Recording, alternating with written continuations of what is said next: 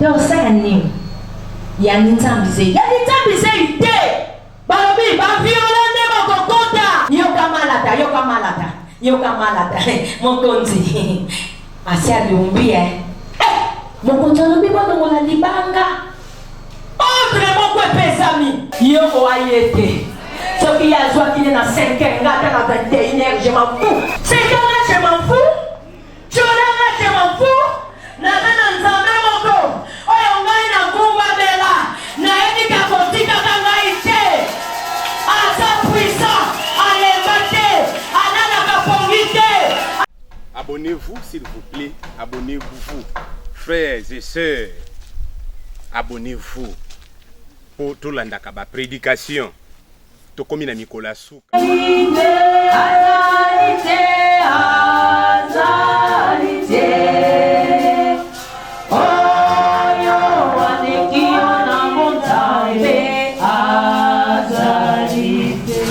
Alléluia. Kana moninga zana mopanzi, lobanza mapambola yo, lobana yeke, Dieu te bénisse. Zamba pambola yo, zaraka na esengo tango ye na ndako ya Nzambe. Awa nde tozozwa kimia, awa nde tozozwa mapamboli, awa nde tozozwa nyonso oyo tozoluka. Amen. Lelo tozolobela sur la guérison.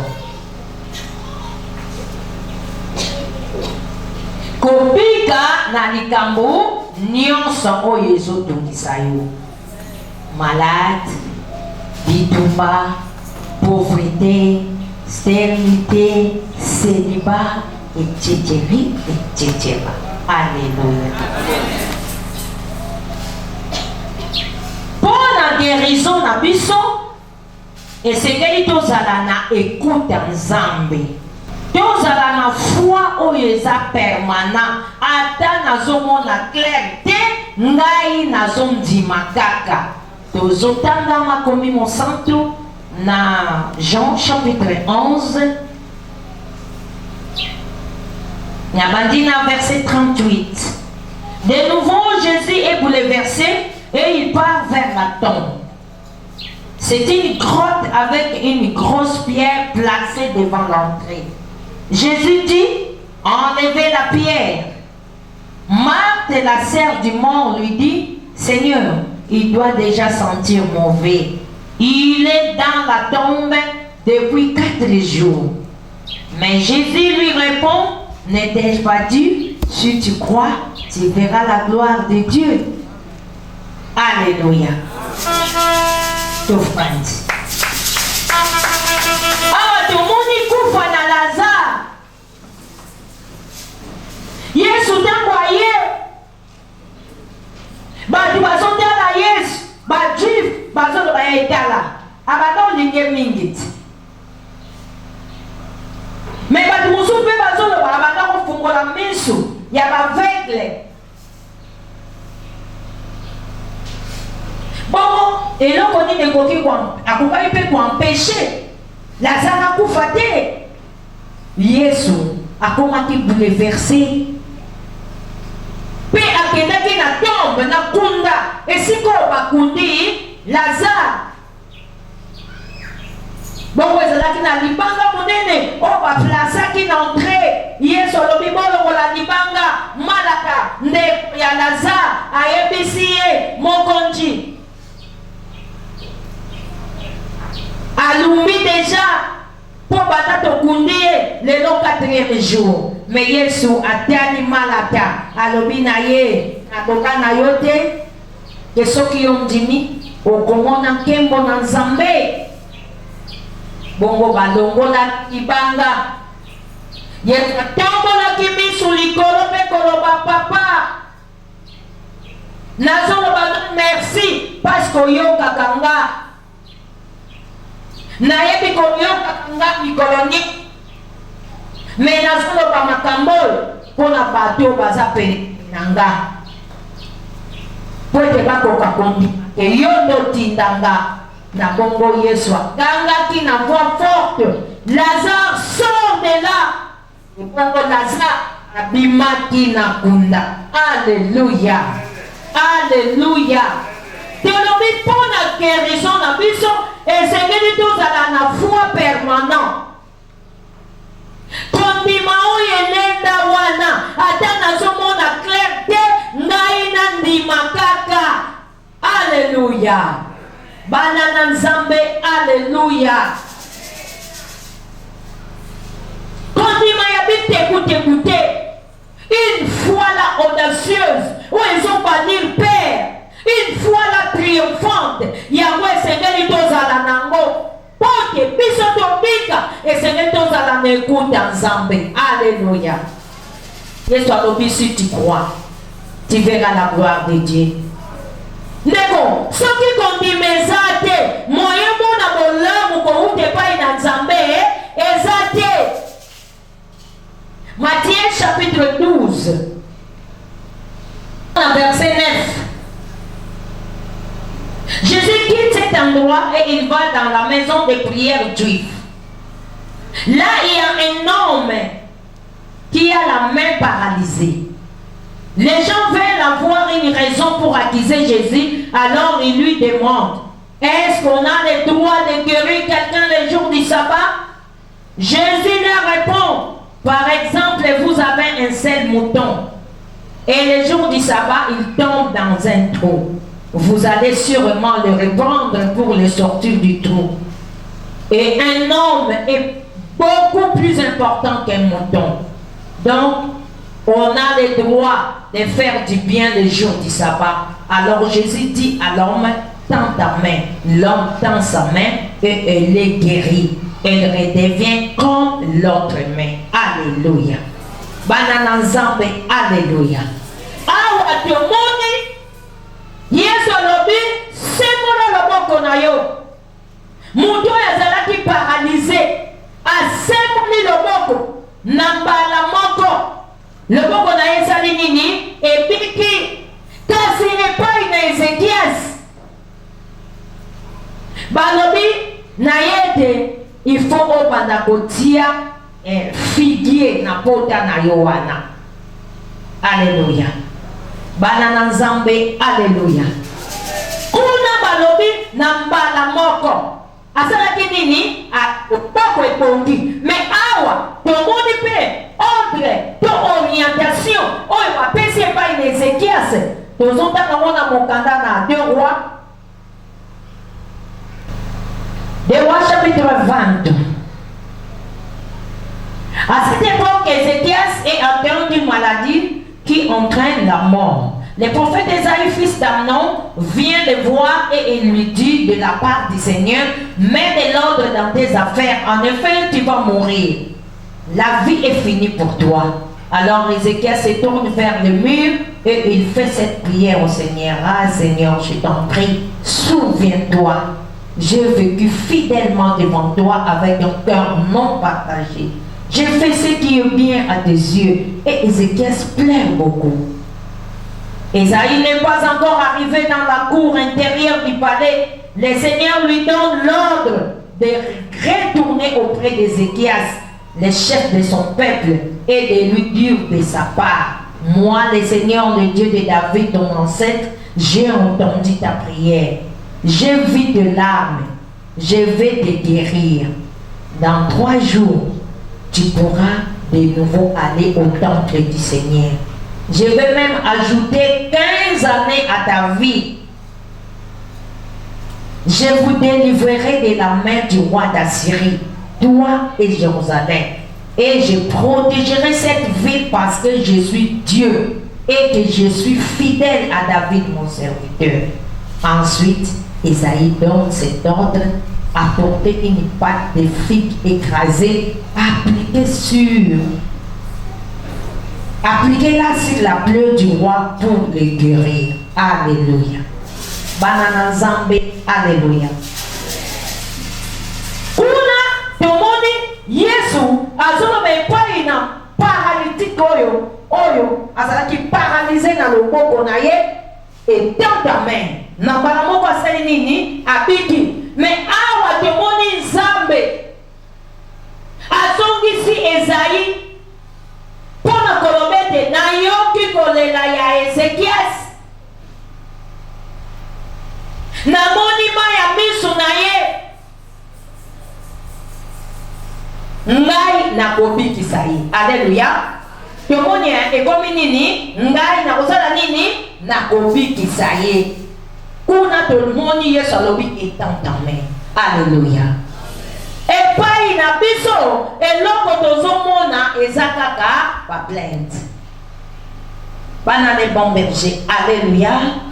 Makambo na ngai ezotambola te, ngai nalembi, olembi po osali combien de jeunes oyo yo moko organisé. Olembi po combien de prières ozosala na ndako tatombala moko.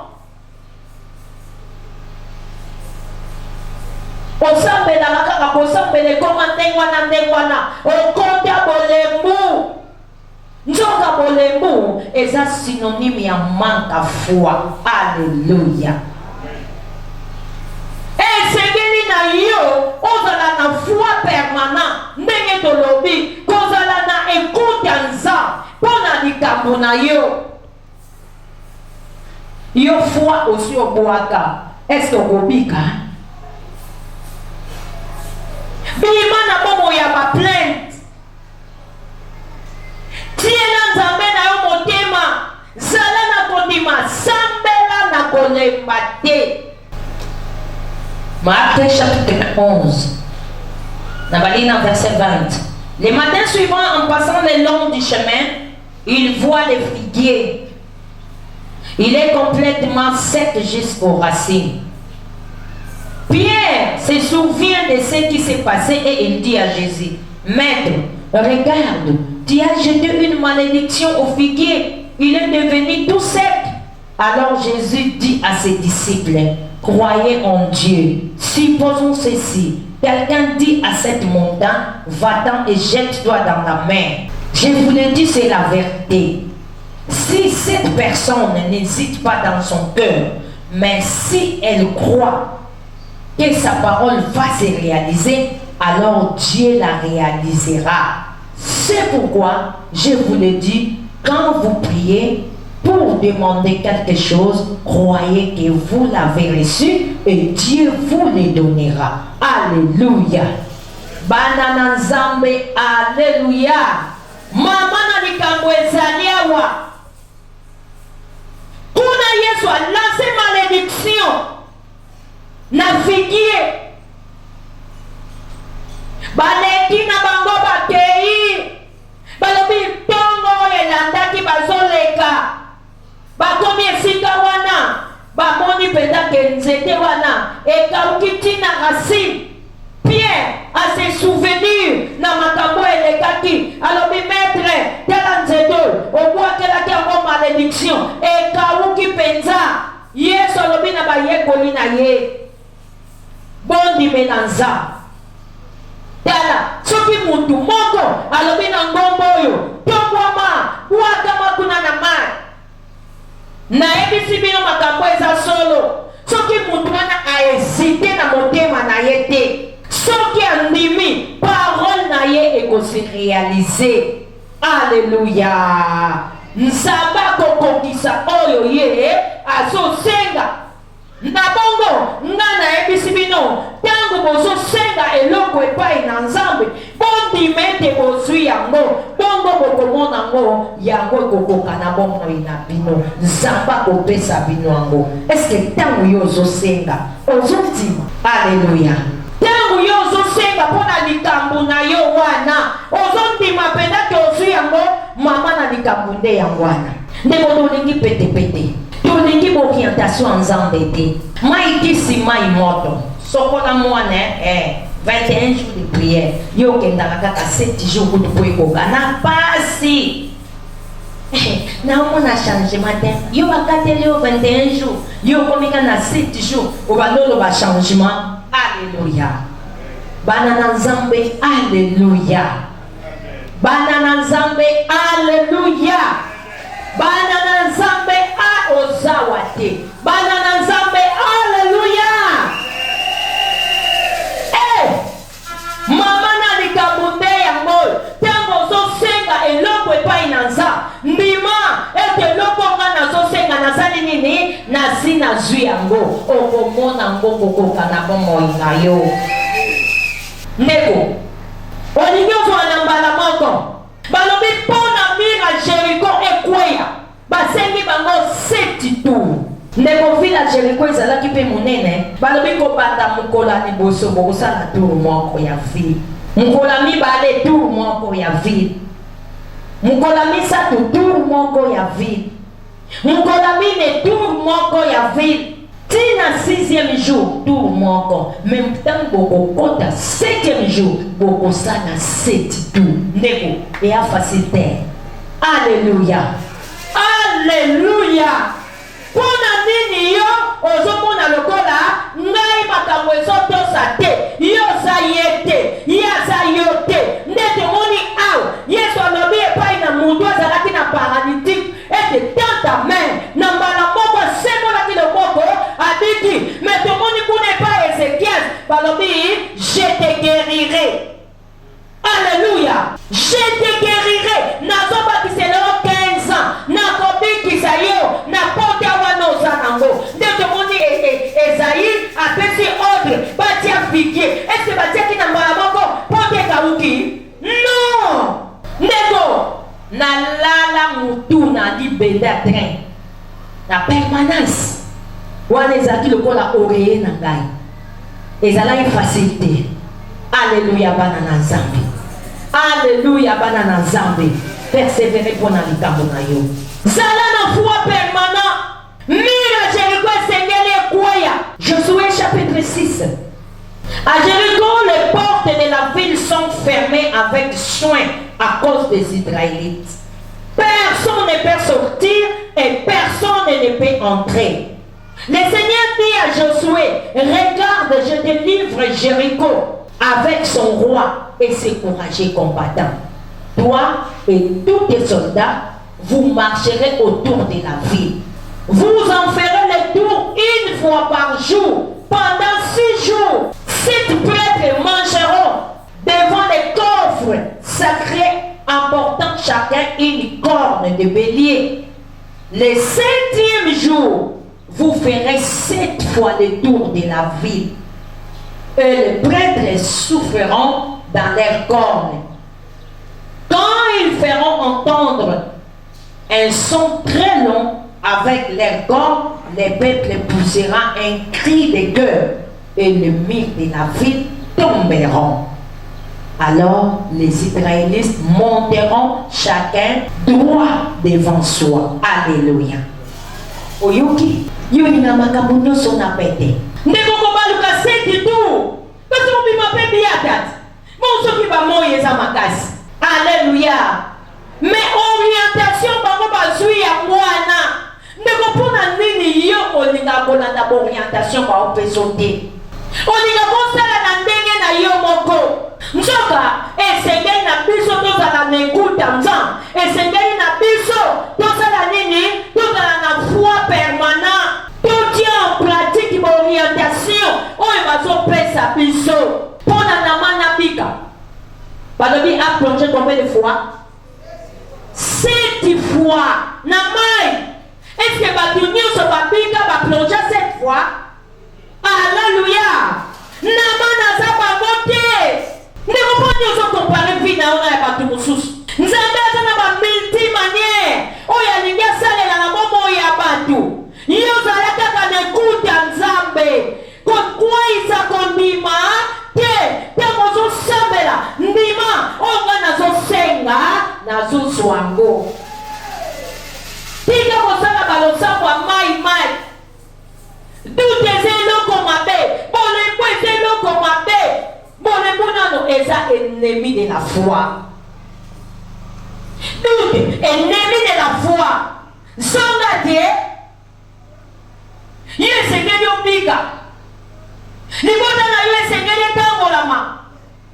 Me nakoyeba kozala na ekuti ya nani? Ya Nzambe.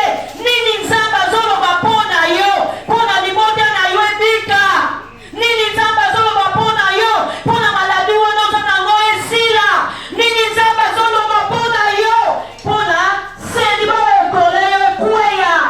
Nini Nzambe azoloba mpona yo? Mpona sterilite ekanga yo ekweya. Bana na Nzambe. Alléluia.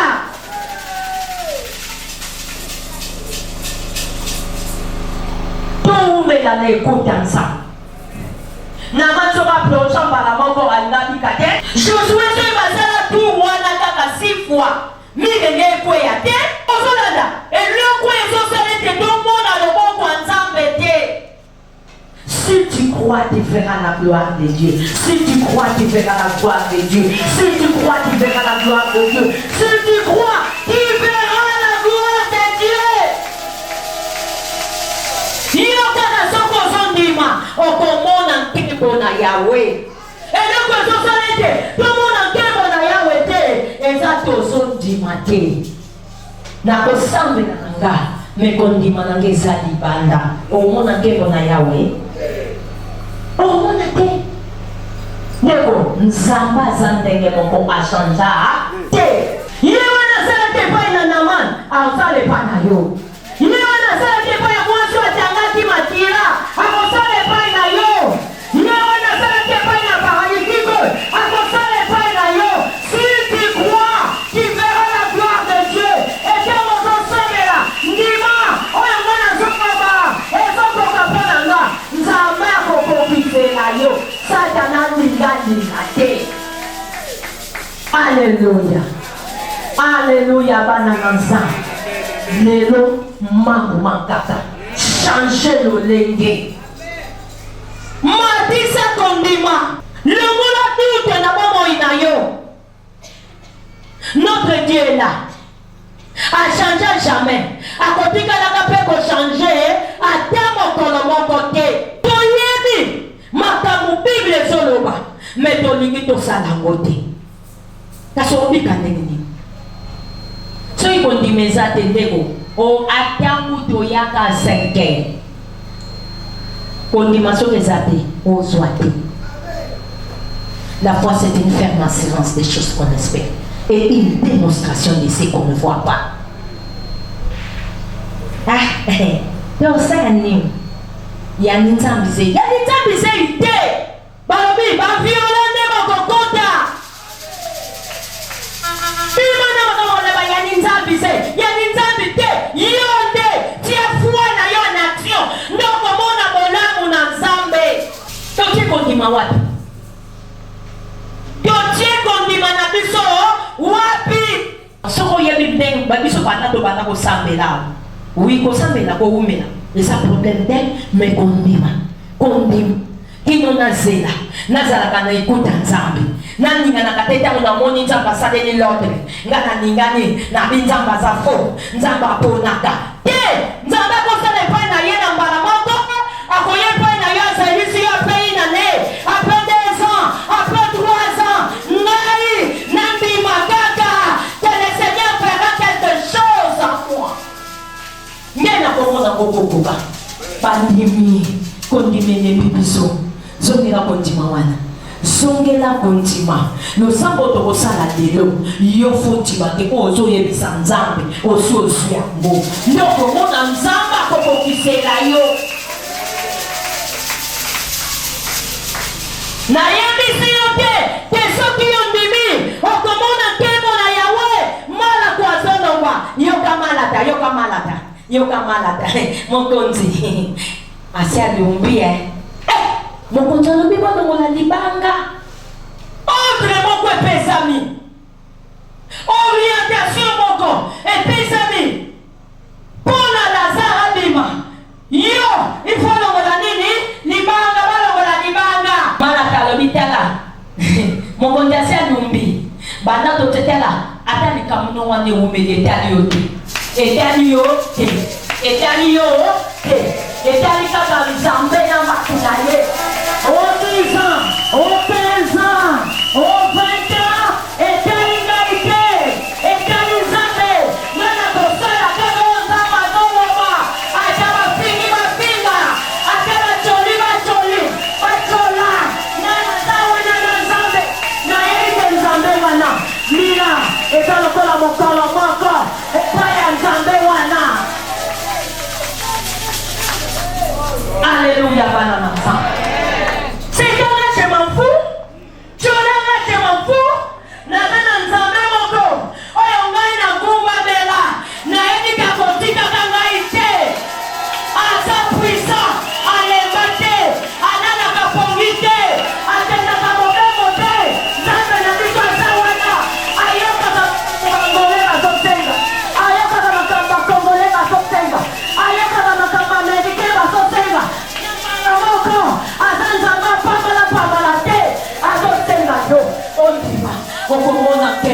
yawe yo ondima okomona ntembo na yawe nanakendaka hôpital nalembinanga kolebate lelo il faut songisa kondima wana epai ya nzambe omona ntembo na yawe lolenge ye lolenge obima te parce que nzambe wana aza fidèle nzambe wana aza fidèle nzambe wana aza puissant nzambe wana aza juste nani amoni ntembo na yawe nani amoni ntembo na yawe ate ongola mosapi ngana mona ntembo na yawe ongana mona ntembo na yawe ngana to omoni mosapi ndeko kolanda makambo twa oloba te yo oaye te soki yazwaki ne na 5 heures ngata na 21 heures je m'en fous parce que nayebi te nzambe wana akopikaka te aza fidèle aza fidèle aza juste ndeko ana azwa noki te penina azwa na 5 heures ana azwa soki na 23 heures soki 0 heure moins combien mais mwana ya ana nde atangamaka sango ele kolobelanga makambo ya lipango lite oyo bananga na tina 21 heures etali oyo na nini eza likambo ya nzambe na bana na ye ndekote ngana linyotaka kondima ngana linyota kondima longola badutu wana tika komona bato yo oza bango te mokolo nzambe asala yo bango bazala bozala bino mibale kanga nzambe ayeba kowuta liboma mama na yo atrasa destin na yo alors peu importe maloba bato nakozela destin nzambe koka na bomoi nanga peu importe matelela bato nakozela destin nzambe tango na nzambe ekoleka te ekoleka te tango na nzambe ekoleka te kadeko tango na nzambe tango na nzambe ekoleka te oh milaka na nkolo ekoleka te tango na nzambe ekoleka te oh tango na nzambe ekoleka te tango na nzambe ndeko tango nzambe eleka na mote tango nzambe ekoleka te milaka na nkolo ekoleka te soki naza na mani nokitambe nazala na mani nakoplonge 7 fois tala eza na mapamboli mosusu ya kokoti tango longola poso tana se timpasola nde okomona mbuma ebimi bible elobi natine ensenyaka bino te me motu mosusu azobimisa nguba na mbala moko abimisi nguba me yo kokoti mosusu kuna masango foya longola ngo nanu alikola nsima zwango ndeko yo oza ye te kokomparaka fino na bato te lelo naye koyebisa yo troisièmement si tu crois tu verras la gloire de Dieu si tu crois tu verras la gloire de Dieu ata bafingi bafinga na bango ata batondi batonga na kolema te yesu nanga mokonzi omoinanga na pesi na ye omoinanga na pesi na ye kolo ndeko tika babatsola yo bakomona tala tango nzambe atombolaka tango nzambe apambolaka meme adversaire bayako baya kotala babi o ezala bongo abeta maboko na nkolo na yo kobeta bango maboko longo na momo ya basusu longo na molemo tika kozala seng madila oyo baabandi kolo nyonso nalembi tiens Dieu c'est Dieu là qui est puissant oza nzambe apambalaka te yo manzi ayebika na yo te ayebika na yo me alingi okoma na esika wana mpo ya sembola loboko yo okoma na esika wana mpo ya sembola loboko yo okoma na esika wana mpo loboko na nzambe kitela yo loba amen na solo loba amen tika ngai na binga na nga 7 fois makambo na nga na nkolo etali yo te nga naza yo te yo zanga te me nalingi wuta mokolo na lelo lelo zosambela ndima te oyo nga nazosenga ekokelinga omona ngokokoka bandeko na lobai mokolo eleki atosembola maboko likolo nzambe apesa misolo biso totonga tempelo meza na bandeko mosusu batémoigne ngana kendaka mosala nazwaka so ata difrante me mokolo kaka yo lobaki nakenda mosala na nga mama tozalaka na nzamba solo atiaki kondima na ye ntango asembolaki maboko likolo yo osembolaka te yotia kaka sans la foi personne n'est agréable à Dieu. C'est condiment. Mon tourment pas d'être agréable pas une encolo. Nego sembola ki maboko. Na moni 4 personnes baye ko datola. Ba datoli ba di mama. Na moni ngo vraiment na bale ko koyebe na nza.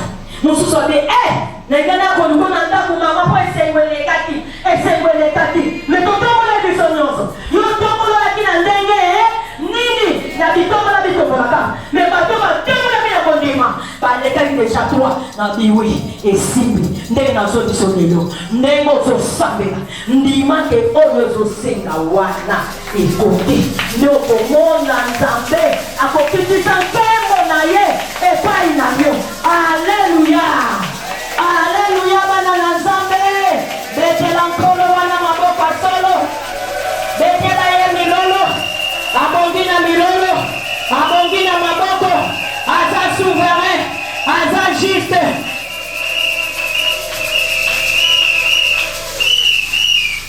Tolobi triformine. Écoute ensemble, foi permanente, mise en pratique par orientation. Oyo nzamba so pesa biso. Tika nzambe apambola maloboyo na kombination. Pambola nzambe pona mateyo yoki. Pambola nzambe waningaka yo. Kozala no awa eza azarte. Alors bando kupambola pasa ngando zala wa oyo kamate ya oyo. Kolo to pamboli yo. Zamba matangwa minene. Toneto ni monena pambola yo. Kolo piso sur la raison. Na base nyonso. Kolo bido zala na foi permanente. Oh kolo. Ozalaka nzamba solo olingaka biso lelo eza mokolo monene olingaki moko na biso azalawa toneteli monene akomboka yo zwa nkembo mokonzi pasi olobi tozala na ekute na yo zwa nkembo totia kondima mpe totia en pratique d'orientation. Pambola mana yo mokonzi. Pambola mana yo pasko linga kabiso. Joana yo lokumu mokolo na lelo. Yo nzamba solo. Epai na yo azare sate. To pamboli yo pola maloboyo. To lobi kumama nzamba solo.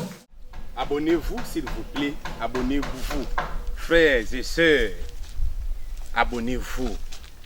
Po tolandaka ba prédication to komi na mikola suka ozana posa édification ya âme na yo to koya na ba distraction te ya n'importe quel message prophétique oui mais à travers sa parole pour na lobi na biso pour l'éternité na biso.